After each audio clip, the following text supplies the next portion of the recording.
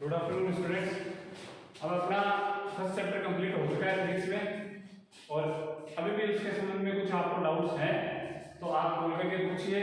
जो भी डाउट्स आपको है, बुक्स आपके पास है, मैंने आपको पहले भी कहा था कि बुक्स नहीं है तो हमें कॉल करके कहिए ताकि हम बुक्स जो अपने पास हमारे पास जो बुक्स अवेलेबल है उसके स्क्रीनशॉट, उसके फोटोज लेके और आपको हम भेज सकें। ओके, तो अब अपना हम सेकंड चैप्टर चालू करते हैं और सेकंड चैप्टर चालू करने से पूर्व मैं आपको थोड़ा सा उसका बेस बता देता हूँ, क्योंकि उसमें सबसे पहले एक तो बात आएगी इलेक्ट्रिक फ्लक्स के ऊपर।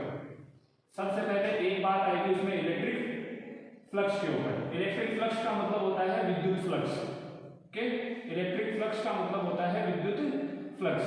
विद्युत फ्लक्स के ऊपर सबसे पहले बात आएगी, तो हमें सबसे पहले विद्युत फ्लक्स को जानना होगा कि विद्युत फ्लक्स क्या होता है, किस प्रकार का होता है, कैसे होता है, इसका फॉर्मूला क्या होता है। ओके, तो सबसे पहले हमें विद्युत फ्लक्स का पता लगाना पड़ेगा। विद्युत फ्लक्स से पहले मैं आपको एक क्वांटिटी बताना चाहता हूं जिसका नाम है एरिया वेक्टर या एरियल वेक्टर। या तो एरिया वेक्टर बोल सकते हो आप इसको, या इसको बोल सकते हो, हिंदी में इसको बोलते हैं क्षेत्र सदिश। हिंदी में इसको बोला जाता है क्षेत्र सदिश। अब बात यह आती है कि क्षेत्र सदिश क्या होता है। एरिया का मतलब, एरिया आप सब जानते हो, एरिया का मतलब होता है क्षेत्रफल। किसी भी शेप का एरिया हम निकाल सकते हैं। क्यों? क्योंकि एरिया के लिए फिक्स फॉर्मूलाज होते हैं, सूत्र होते हैं और उन सूत्रों से, उन फॉर्मूला से आसानी से हम एरिया को कैलकुलेट कर सकते हैं, एरिया को काउंट कर सकते हैं। एरिया का मतलब होता है क्षेत्र। अब एरिया वेक्टर हम अभी तक जितने भी क्लास में पढ़ते आए हैं, हमने एरिया को एक फॉर्मूले से ज्ञात किया है और एरिया में हमारे पास एक नंबर हमें प्राप्त हुआ है। नंबर का मतलब एक मैग्नीट्यूड प्राप्त हुआ है केवल अभी तक हमें। इसका मतलब हमने अभी तक इसको क्या मान रखा था, एक स्केलर क्वांटिटी मान रखा था, एक अदिश राशि मान रखा था। लेकिन मैं आपको अब एक नया कंसेप्ट बताना चाह रहा हूं कि एरिया जो होता है वो एक क्षेत्रफल, एरिया जो होता है, क्षेत्रफल जो होता है वो एक सदिश राशि होती है। कैसे होती है? जिसको हम बोलते हैं एरिया वेक्टर। सबसे पहले मैं आपके सामने एक फ्रेम ऑफ रेफरेंस बनाने जा रहा हूं, एक निर्देश तंत्र बनाने जा रहा हूं। जो मैंने एक निर्देश तंत्र बनाया जिसका एक्सिस है x और ये एक्सिस y और ये एक्सिस z। एक x एक्सिस, एक y एक्सिस और एक z एक्सिस। अब इस x एक्सिस, y एक्सिस और z एक्सिस में हमारे पास एक स्क्वायर है जिसकी जो साइड्स है वो है a और a और ये होगी a। अब हमें पता है ये मूल बिंदु O हो गया, ये a हो गया, ये b हो गया और ये हो गया c। ये हमारे पास OABC एक प्रकार का स्क्वायर है। जब आपको अगर कह दिया जाए कि इस स्क्वायर का हमें एरिया फाइंड आउट करना है, अगर आपको कह दिया जाए कि इस स्क्वायर का हमें एरिया फाइंड आउट करना है, तो आप सीधा कहोगे कि area of square, area of square, area of square कितना होगा, a डॉट a बराबर हो जाएगा a स्क्वायर। आगे बात क्या है समझ में, a डॉट a बराबर क्या हो जाएगा, एरिया स्क्वायर। लेकिन यहां तक अभी केवल क्या आया है, मैग्नीट्यूड आया है। अब a डॉट a मतलब इसका आप यही तो कहोगे कि दो साइड्स को आपने सर क्रॉस मल्टीप्लिकेशन किया है। दो साइड को आपने क्या किया है, क्रॉस मल्टीप्लिकेशन, अर्थात उन्हें आपस में गुणा कर दिया। जैसे ही उनको आपस में गुणा कर दिया जाता है तो हमारे पास एरिया की वैल्यू आ जाती है। अब बात यह आती है कि इसको हम वेक्टर फॉर्म में कैसे लिखें। इसको जब हम वेक्टर फॉर्म में लिखेंगे, एरिया वेक्टर बराबर मैं ऐसे कर सकता हूं AB गुणा BC। ओके, AB गुणा BC, AB क्रॉस BC। जब मैं AB क्रॉस BC, इसका मतलब क्या है, ये दो वेक्टर्स ही हैं। अब यहां पे दो वेक्टर्स का वेक्टर मल्टीप्लिकेशन आ गया, दो वेक्टर्स का वेक्टर मल्टीप्लिकेशन आ गया। अब जब दो वेक्टर्स का वेक्टर मल्टीप्लिकेशन आ जाता है तो अब आप क्या देखोगे कि जब दो वेक्टर का वेक्टर मल्टीप्लिकेशन आता है, इसका मतलब AB गुणा BC, AB गुणा BC, AB का मान कितना, A क्रॉस A आ गया। अगर इसको मैं यहां पे सोल्व करूं तो क्या होगा, AB dot BC dot sin theta, AB dot BC dot sin theta. यहां पे क्या है, ये theta, AB dot BC dot sin theta. आप सब जानते हो कि क्रॉस मल्टीप्लिकेशन में ये जो थीटा है वो दोनों साइड्स के बीच का एंगल होता है। क्रॉस मल्टीप्लिकेशन में यहाँ पे जो थीटा प्रेजेंट है वो दोनों साइड्स के बीच का एंगल है। यहाँ पे दो साइड्स है, उन दोनों साइड्स के बीच का एंगल कितना है, 90 डिग्री। किसी का भी आप देखोगे स्क्वायर में एंगल कितना होता है, 90 डिग्री होता है। तो देन ये सारे 90 डिग्री है और sin 90 की वैल्यू कितनी होती है, 1। तो यहाँ पे टोटली क्या आ जाएगा, AB गुणा BC। AB और BC की वैल्यू रख देंगे तो A डॉट A बराबर क्या आ जाएगा, A स्क्वायर। आगे बात समझ में। अब यहाँ पे हमारे पास मैग्नीट्यूड तो वापस आ गया, लेकिन हमें इसकी डायरेक्शन चाहिए। और हम डायरेक्शन कैसे निकाल रहे हैं, हमें पता है कि क्रॉस मल्टीप्लिकेशन अर्थात सदिश गुणा की दिशा, क्रॉस मल्टीप्लिकेशन अर्थात डायरेक्शन ऑफ क्रॉस मल्टीप्लिकेशन, सदिश गुणा की जो जो दिशा होती है वो दोनों सदिशों के द्वारा बनाए गए तल के लंबवत होती है, perpendicular to the surface made by the both of the vectors. जो दोनों सदिश हमारे पास हैं उन दोनों सदिशों के द्वारा जो सरफेस बनेगा, उन दोनों सदिशों के द्वारा जिस तल का निर्माण होगा उस तल के सदैव क्या होगी, लंबवत होगी। किसकी दिशा, वेक्टर मल्टीप्लिकेशन की दिशा, सदिश गुणा की दिशा। दोबारा सुन लेना कि जैसे हमने 11th में किया था कि direction of the vector multiplication, सदिश गुणा की जो दिशा होती है वो दोनों सदिशों के द्वारा बनाए जाने वाले, दोनों सदिशों के द्वारा क्रिएट किए जाने वाले जो तल होता है, सरफेस होता है, उसके परपेंडिकुलर होती है। अब मैंने इसको लिया है तो मैंने सबसे पहले AB गुणा BC की तरफ दिया। अब देखो दिशा किसकी तरफ आ रही है, ऊपर की तरफ, अर्थात इस तरफ। इस तरफ कौन सी डायरेक्शन है, Z डायरेक्शन। इसका मतलब एरिया की डायरेक्शन क्या होगी, Z डायरेक्शन होगी। अब अगर मैं ऐसे लूंगा, अगर मैं BC को पहले लेता और AB को बाद में लेता तो नीचे की तरफ जाती, अर्थात -Z डायरेक्शन हो जाती। इसका मतलब या तो Z की डायरेक्शन होगी या -Z, या तो +Z या -Z। और Z के एक्सिस में जो यूनिट वेक्टर लिखते हैं वो लिखते हैं हम k के, तो या तो +k या -k। ये हो गया हमारा एरिया वेक्टर। इसका मतलब एरिया वेक्टर की जो डायरेक्शन होती है वो जो सरफेस होता है उसके परपेंडिकुलर होती है। अब हमारे पास फिजिक्स में जो होती है वो दो तीन प्रकार की स्ट्रक्चर होती है। जैसे मैं इसको मिटाना चाहता हूं, उसके बाद में आपको थोड़ा सा और इसके बारे में आगे ले जाना चाहता हूं कि यहाँ पे हमें पता चल गया कि एरिया वेक्टर की डायरेक्शन क्या होगी, जो हमारा सरफेस बनेगा उसके परपेंडिकुलर। अब अगर मेरे पास 2D स्ट्रक्चर हो, अगर मेरे पास 2D स्ट्रक्चर हो, 2D स्ट्रक्चर, 2D आकृति हो मेरे पास, जैसे मान लिया कि कोई एक सर्किल हो, एक सर्किल हो, मान लिया कि कोई एक रेक्टेंगुलर हो, चाहे स्क्वायर मानो आप, रेक्टेंगुलर मान लेते हैं, चाहे स्क्वायर मानो। इनकी जो एरिया वेक्टर की जो डायरेक्शन होती है इनको हम फिजिक्स में बोलते हैं ओपन सरफेस। इनको हम फिजिक्स में बोलते हैं ओपन सरफेस, खुला तल। इनको हम फिजिक्स में बोलेंगे खुला तल। ओके, ये हो गया ओपन सरफेस। अब बात ये आती है कि इनमें एरिया वेक्टर की डायरेक्शन क्या होती है। इनके जो एरिया वेक्टर की डायरेक्शन होती है वो होती है इनके सरफेस के परपेंडिकुलर। अब देखना, इनका सरफेस का परपेंडिकुलर एक तरफ तो इधर है, मतलब ऊपर की तरफ, एक तरफ मैं इस ऐसे भी कर सकता हूं, मतलब नीचे की तरफ। इसका मतलब 2D स्ट्रक्चर में आप एरिया वेक्टर की डायरेक्शन अपवर्ड में ले सकते हो, डाउनवर्ड में ले सकते हो। इसका मतलब आउटसाइडर और इनसाइडर आप दोनों ले सकते हो। किसमें, 2D स्ट्रक्चर में। दोबारा से सुन लेना बच्चों, 2D स्ट्रक्चर में जो direction of the area vector होती है may be considered as in outward as in inward. आप आउटवर्ड में भी समझ सकते हो, इनवर्ड में भी जा सकते हो, अर्थात अपवर्ड में भी और डाउनवर्ड में भी। अपवर्ड डाउनवर्ड जैसे मान लिया कि ये हमारा सरफेस है तो एक तो आगे इसके ऊपर की तरफ और एक आगे इसके नीचे की तरफ, उधर की तरफ। आगे बात समझ में, ये हुई है 2D स्ट्रक्चर के लिए। अब हमारे पास 2D स्ट्रक्चर को क्या बोलेंगे हम, ओपन सरफेस, खुला तल बोलेंगे। ओके, अब हमारे पास यदि मान लिए कि कौन सी स्ट्रक्चर आ जाए हमारे पास 3D स्ट्रक्चर आ जाए। अब 3D स्ट्रक्चर कैसे आ गई, जैसे मान लिया कि हमारे पास एक तो आता है क्यूब भी हो सकता है हमारे पास, क्योंकि cube is a 3D structure. तो देन ये अपने पास क्यूब भी आ सकता है, तो ये हमने क्यूब बनाया, ये हमारे पास एक क्यूब आ गया।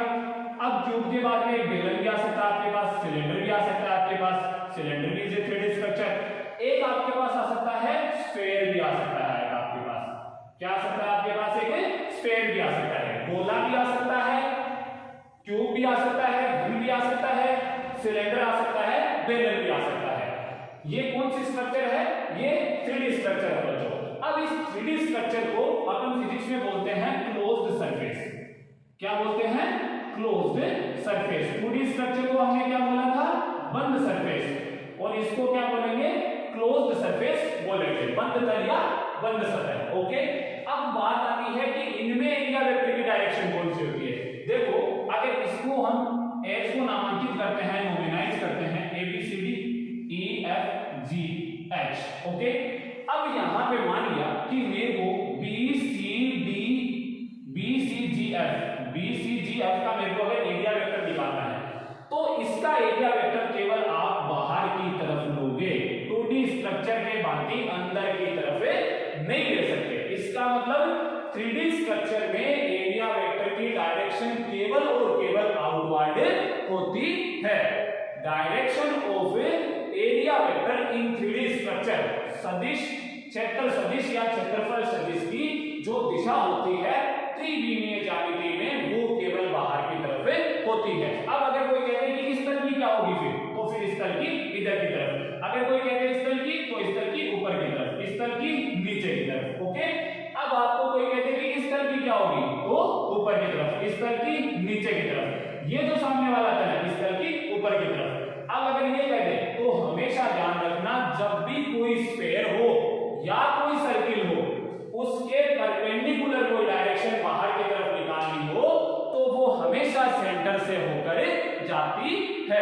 अगर इसके जो परपेंडिकुलर बाहर की तरफ निकालना हो तो इस प्रकार से हम निकालेंगे। अगर इधर की तरफ भी निकालना हो तो वो लाइन जो होती है जिसको आप परपेंडिकुलरली बाहर की तरफ निकाल रहे हो या परपेंडिकुलर ही उस सरफेस से निकाल रहे हो तो वो जो लाइन होती है वो हमेशा और हमेशा सेंटर से होकर जाती है इन स्फीयर एंड सर्किल। ओके, ये हमारा जो एरिया वेक्टर है उसके बारे में बात कंप्लीट होती है। मैं आपको जो मेनली बताना चाहता हूं इनको इन शॉर्ट में मैं एक बार वापस रिवाइज कर देता हूं कि area is a vector quantity and the direction of the area vector is the perpendicular to the surface. Okay, area is क्षेत्र, जो क्षेत्रफल जो होता है वो एक सदिश राशि होती है और क्षेत्रफल सदिश की जो दिशा होती है वो जो सरफेस हमारा होता है उसके हमेशा लंबवत होती है।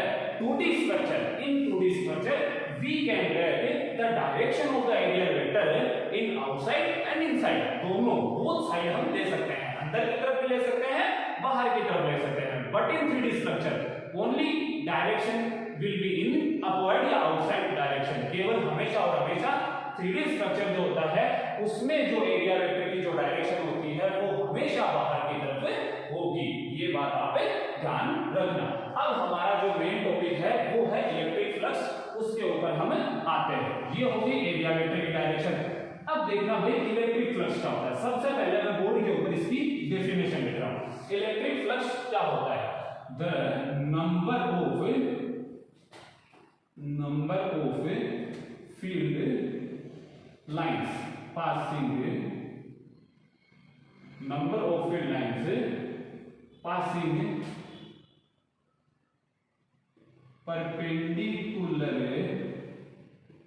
lines passing perpendicular from the surface। Okay, surface से परपेंडिकुलर जाने वाली फील्ड लाइंस, क्षेत्र रेखाओं की संख्या को क्या बोला जाता है? इलेक्ट्रिक फ्लक्स बोला जाता है। दोबारा से सुन लेना, electric flux is the number of the field line. Number of the field line मतलब यहां पे कौन सी फील्ड लाइन की बात कर रहे हैं हम? इलेक्ट्रिक फील्ड लाइंस की बात कर रहे हैं। इलेक्ट्रिक फील्ड लाइंस का मतलब विद्युत क्षेत्र रेखाएं, जो मैं आपको पहले बता चुका हूं कि कोई भी जो क्षेत्र होता है वो क्षेत्र रेखाओं से बना होता है, अर्थात विद्युत क्षेत्र जो होता है वो विद्युत क्षेत्र रेखाओं से बना होगा। इसका मतलब number of field line, number of electric field line which are passing perpendicularly to the surface या टू द गिवन सरफेस या to the concerned surface. Okay, ये वे तल से लंबवत गुजरने वाली विद्युत क्षेत्र रेखाओं की संख्या को विद्युत फ्लक्स कहा जाता है। इसका मतलब टोटल इलेक्ट्रिक फ्लक्स क्या हो गया? नंबर ऑफ फील्ड लाइंस हो गया। आगे बात याद समझ में, कहां से जा रही है? Passing perpendicular. कहां से पासिंग? परपेंडिकुलर। अब मैं एक आपके सामने एक स्ट्रक्चर बनाता हूं, देखना ये एक स्ट्रक्चर है आपके सामने, ये इलेक्ट्रिक फील्ड लाइंस है। ओके, ये इलेक्ट्रिक फील्ड लाइंस आपके, जो आपका इलेक्ट्रिक फील्ड है ये उसकी इलेक्ट्रिक फील्ड लाइंस है। ओके, ये उसकी इलेक्ट्रिक फील्ड लाइंस है। अब देखो ये परपेंडिकुलर, इसकी एरिया वेक्टर की डायरेक्शन कौन सी होगी? ये परपेंडिकुलर डायरेक्शन की होगी। ये कहां से जा रही है? ये जो फील्ड लाइंस है वो कहां से जा रही है? इसके परपेंडिकुलर जा रही है। कहां से जा रही है? इसके परपेंडिकुलर जा रही है। तो यहां पे इलेक्ट्रिक फ्लक्स की मान कितना हो गया? यहां पे इलेक्ट्रिक फ्लक्स का मान 2। Number of electric field line कितनी है? जो कि परपेंडिकुलरली पास आउट हो रही है इस एरिया से, इस क्षेत्रफल से लंबवत गुजर रही है विद्युत क्षेत्र रेखाएं, कितनी है? 2 है भाई। का मान कितना हो गया, 2 हो गया। कितना हो गया इलेक्ट्रिक फ्लक्स का मान, 2 हो गया। आगे बात समझ में। अब अगर मैं आपको ये कह दूं कि मैं अगर दूसरा स्ट्रक्चर बनाऊं और मैं ये कह दूं कि ये इलेक्ट्रिक फ्लक्स है भाई, देखो कितना हो गया, कितना हो गया आपकी बात, कितनी जा रही है लाइन से, 3 जा रही है, तो कितना हो गया इलेक्ट्रिक फ्लक्स में, 3 हो गया। और ये बात आपको भी पता है कि जैसे जैसे इलेक्ट्रिक फील्ड लाइंस की डेंसिटी बढ़ती जाती है, वैसे वैसे इलेक्ट्रिक फील्ड की इंटेंसिटी भी बढ़ती जाती है। जैसे जैसे विद्युत क्षेत्र रेखाओं की पास आने की, विद्युत क्षेत्र रेखाओं का घनत्व बढ़ता जाता है, वैसे वैसे विद्युत क्षेत्र की तीव्रता भी बढ़ती जाती है। ये सब आपको पता है। यहाँ पे हमने क्या किया है, सरफेस इतना उतना रखा है, इलेक्ट्रिक फील्ड लाइंस की डेंसिटी को क्या किया है, इंक्रीज किया है। और डेंसिटी इंक्रीज होती है, क्या इंक्रीज हो जाता है, इलेक्ट्रिक फील्ड इंटेंसिटी, और इंटेंसिटी इंक्रीज होती है, क्या इंक्रीज हो गया, फ्लक्स इंक्रीज हो गया। ध्यान रखना, जैसे जैसे विद्युत क्षेत्र रेखाओं का घनत्व बढ़ता जाता है, वैसे वैसे विद्युत क्षेत्र की तीव्रता बढ़ती जाती है, और विद्युत क्षेत्र की तीव्रता बढ़ने के साथ साथ विद्युत फ्लक्स का मान भी बढ़ता जाता है। और विद्युत फ्लक्स को हम डिनोट करते हैं phi से। It means phi is proportional to the E. Phi is proportional to the E. Phi is directly proportional to the electric field intensity. Flux जो होता है वो समानुपाती होता है विद्युत क्षेत्र की तीव्रता के। आगे बात समझ में। अब मैं एक और आपके सामने एक बात और रखता हूं कि अगर मैं इसका एरिया बढ़ा दूं, अगर इसका एरिया बढ़ा दूं तो ये इन लाइन को भी तो कर लेगा अपने आप में संग्रहित। इसका मतलब ये दोनों लाइन और आने पर फ्लक्स का मान कितना हो जाएगा, 5 हो जाएगा। इसका मतलब एरिया बढ़ने के साथ साथ फ्लक्स भी क्या होता है, बढ़ता जाता है। आगे बात समझ में। एरिया बढ़ने के साथ साथ फ्लक्स भी बढ़ता जाता है। It means electric flux is the directly proportional to the area of the surface. तल के क्षेत्रफल के सीधा समानुपाती होता है। कौन होता है, विद्युत फ्लक्स। आगे बात समझ में। अब ये हमारे पास दो चीजें आ गई।